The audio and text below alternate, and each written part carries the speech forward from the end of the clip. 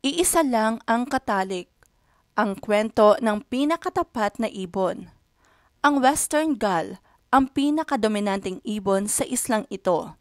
Bagamat matapang na ibon, loyal na partner sila na iisa lang ang kasiping o lifetime monogamous sa Ingles.